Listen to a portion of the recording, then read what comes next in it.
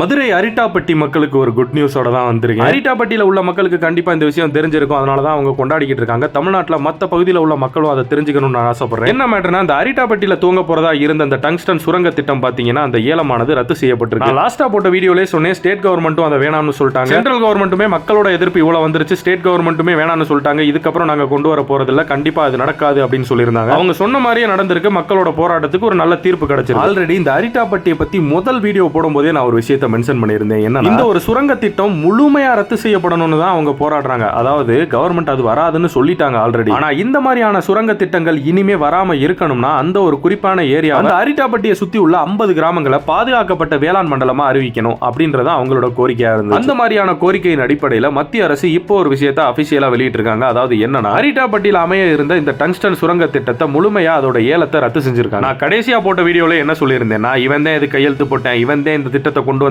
அப்படின்னு மாறி மாறி ப்ளேம் கேம் பண்ணாம, உங்களுக்கு உண்மையிலே தமிழ்நாட்டு மக்கள் மேல அக்கறை இருந்தா அவங்களோட கோரிக்கையை நிறைவேற்றுங்க அப்படின்னு சொல்லி அதானங்க மக்களுக்கு வேணும். நீங்க கொண்டாந்தியா அவன் கொண்டாந்தானான்னு முக்கியம் இல்ல, யார் அதை நிறுத்த போறா. நீ ஏதோ ஒரு முன்னேற்றத்தை எதிர்பார்த்து கொண்டாந்தாலும் அது சரியா இல்லாத பட்சத்துல நீயே நிறுத்து. மக்கள் இந்த மாதிரி கொண்டாட போறாங்க, வாழ்த்த போறாங்க, அவ்வளவுதான். இந்த டயரை கொஞ்சம் மாத்தியா, ஏதாச்சும் ரிச்சா டயர் போடலாம்ல, அப்பப்ப காத்து இறங்குது.